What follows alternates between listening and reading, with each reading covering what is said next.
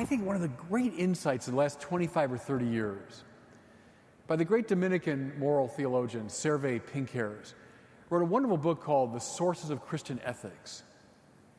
In that book, he makes a distinction between two types of freedom: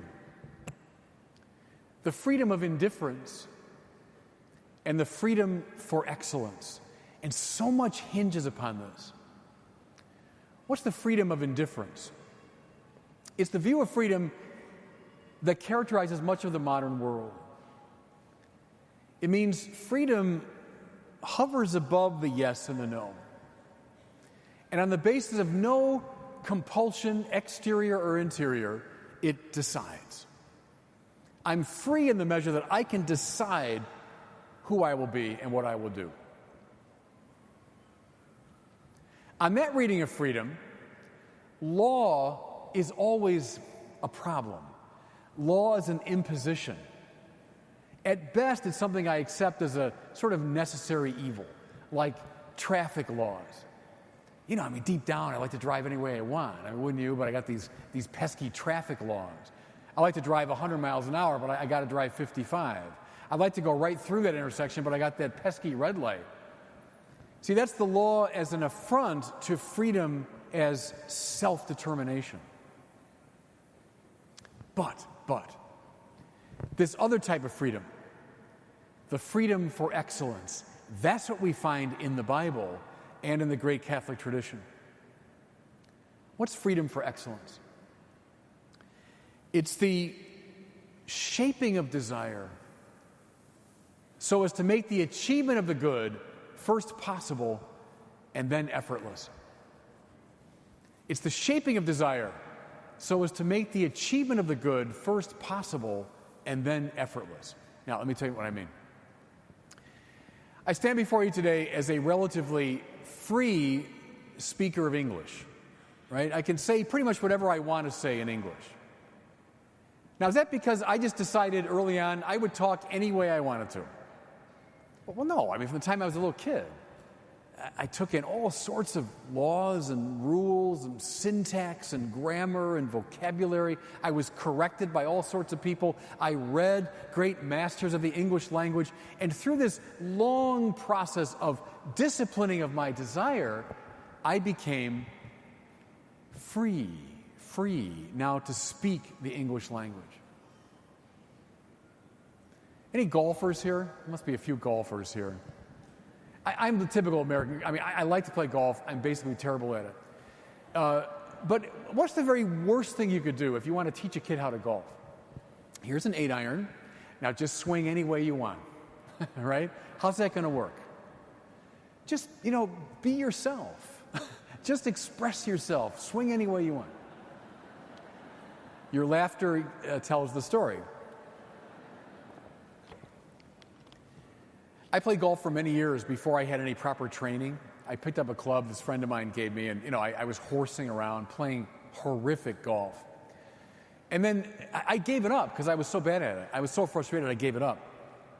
And then when I was about, 45 or so, this very nice man who was a golf pro heard me at a talk, and he said, "Father, it was great. Can I help you with anything? Can I do anything for you?" I said, "Yeah, you can teach me how to play golf." So he took me out to the driving range one day. He said, "Well, Father, just take the 5-iron there and just swing." And so I did, and his face said, where do I begin? And so he then put me through, I'll never forget it, a whole set of exercises.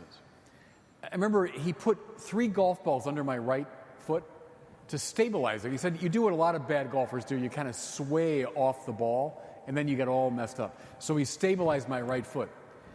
And then he said, okay, now I want you to turn your shoulders and pretend you're a waiter and you're holding glasses.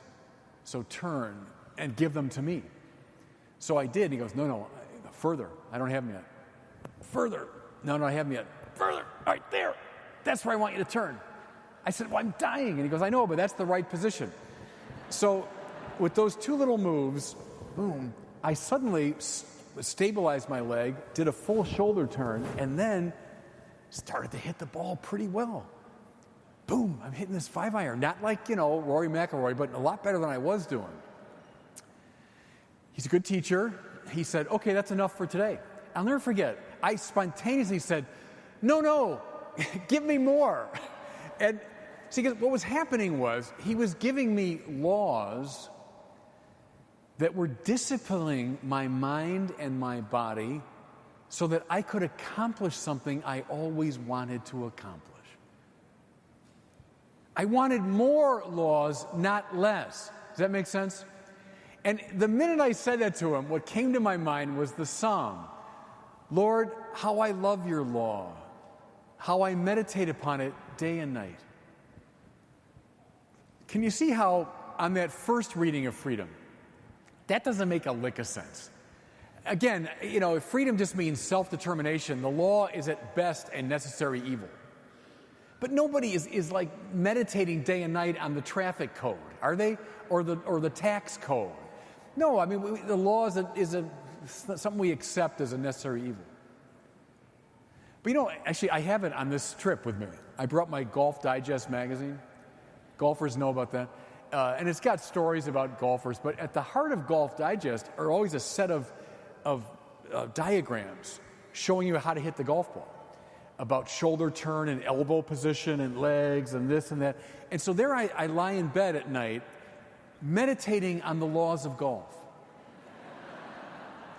But you see how on that second view of freedom, that makes perfect sense. Because the law there is not the enemy of freedom. The law is the condition for the possibility of freedom.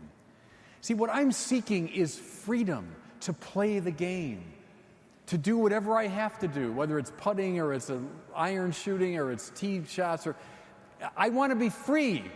And the law is going to set me free. I think, friends, one of the biggest problems we face is, as a Catholic Church, we speak of the law. We speak of the moral law. We speak of the theology of the body, etc. And how is it read? It's read through the lens of that first type of freedom. And that's why it's seen as an imposition. It's seen as, we're the church of no. No, but see, we have to understand those laws according to the second sense of freedom. And then we see that the no is always in service of a much greater and more abiding yes. Does that make sense? And then when we speak the moral law, we speak the truths about the body, the truths about the family, the truths about complementarity. We're not seen as imposing some alien limitation on freedom. Rather, we're proposing what makes true freedom possible. See, that's the hinge upon which an awful lot of this turns, I think. And see, we've been cowed in many ways into prophetic silence. Who are you to tell me what to think? Who are you to tell me what to do or what to believe? And so we privatize. We silence ourselves. But part of the Imago Dei is to engage in prophetic speech precisely for the sake of the world. And see, friends, if we stop speaking, it won't be heard. That's the call, the prophetic call.